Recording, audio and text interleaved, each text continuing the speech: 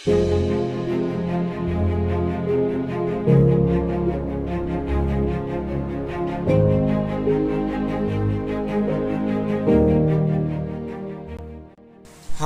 salam jumpa kembali buat anak didik kami kelas 8. Apa kabar kalian nak? Bapak harap kalian tetap sehat, tetap semangat, selalu dilindungi dan diberkati oleh Tuhan.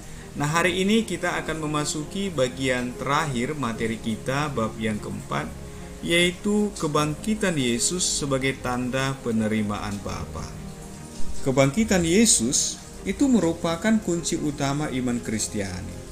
Nah, Rasul Paulus mengatakan, andai kata Kristus tidak dibangkitkan, maka sia-sialah pemberitaan kami dan sia-sialah juga kepercayaan kamu. Nah, ini bisa kita temukan dalam 1 Korintus 15 ayat 14. Kisah atau warta mengenai kebangkitan Yesus itu kita peroleh dari orang-orang terdekatnya, yakni dari perjumpaan mereka dengan Yesus yang bangkit. Dalam Injil itu banyak kisah tentang perjumpaan murid-murid Yesus, orang-orang terdekat Yesus dengan Yesus yang bangkit. Antara lain misalnya perjumpaan antara Maria Magdalena dengan Yesus yang menampakkan diri kepadanya. Lalu Yesus menampakkan diri kepada murid-muridnya. Ini bisa kita temukan dalam Yohanes 20 ayat 19 sampai 23. Yesus juga menampakkan diri kepada Thomas, yang kita temukan dalam Yohanes 20 ayat 24 sampai 29. Yesus juga menampakkan diri di jalan Emmaus. Ini bisa kita temukan dalam Lukas 24 ayat 13 sampai 35. Meskipun kitab suci tidak memberi laporan lengkap tentang bagaimana persisnya Yesus bangkit dari maut, namun melalui kesaksian para murid Yesus, kita dapat meyakini akan kebangkitannya, bahwa ia benar-benar bangkit. Buktinya ada beberapa, ya. Yang pertama misalnya, batu penutup makam Yesus sudah terguling dan makam Yesus sudah kosong. Dan Maria Magdalena bersama dengan wanita-wanita yang lain yang mengunjungi makam Yesus melihat bahwa batu itu sudah terguling dan makam Yesus tidak lagi ditemukan di sana. Kemudian pernyataan malaikat yang mengatakan bahwa Yesus sudah bangkit dan mendahului para murid ke Galilea. Kebangkitan Yesus itu juga telah dinubuatkan dalam kitab suci, dan itu merupakan penggenapan terhadap kitab suci.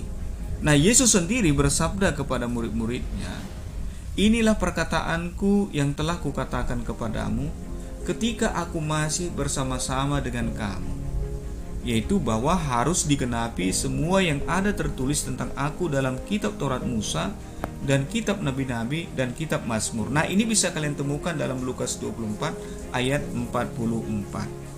Lalu dia juga berkata, ada tertulis demikian, Mesias harus menderita dan bangkit dari antara orang mati pada hari yang ketiga. Nah, ini dalam Lukas 24 ayat 46. Kebangkitan Yesus itu juga merupakan pembenaran dari Bapa terhadap sabda dan karyanya, serta pembenaran terhadap perjuangannya.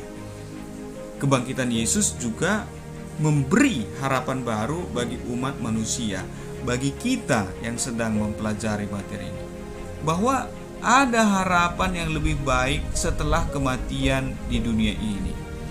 Nah, berulang kali dikatakan bahwa Allah yang membangkitkan Tuhan akan membangkitkan kita juga oleh kuasa-Nya. Jadi kebangkitan Yesus itu memberi harapan kepada kita bahwa ketika nanti kita beralih dari dunia ini, ada kehidupan yang lebih baik. Dan itu berkat perjuangan Yesus bagi kita, ya.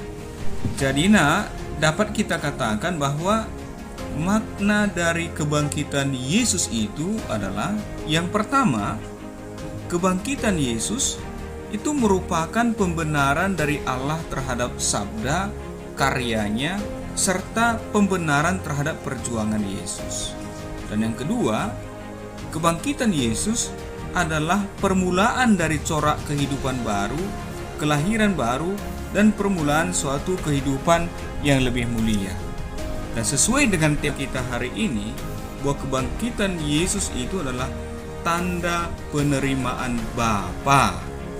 Makna kebangkitan Yesus bagi kita sekarang ini adalah bahwa kebangkitan Yesus mengajarkan kepada kita untuk senantiasa bangkit dari kelemahan dan dosa, yakni meninggalkan cara hidup yang lama menuju cara hidup baru dengan sikap peduli terhadap orang lain, tidak mudah menyalahkan orang lain, tidak mudah putus asa, namun tetap percaya, serta menjadi orang yang selalu bersyukur dan mudah berterima kasih.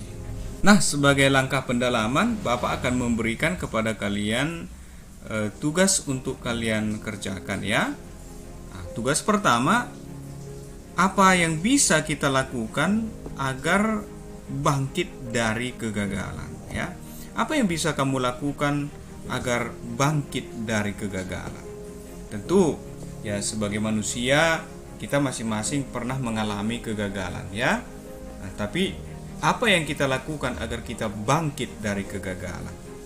Nah, yang kedua, apa saja yang membuktikan bahwa Yesus benar-benar bangkit? Dan yang ketiga, terakhir, apa makna kebangkitan Yesus bagi kamu? Jadi ini lebih pada personal ya, yakni bagi dirimu.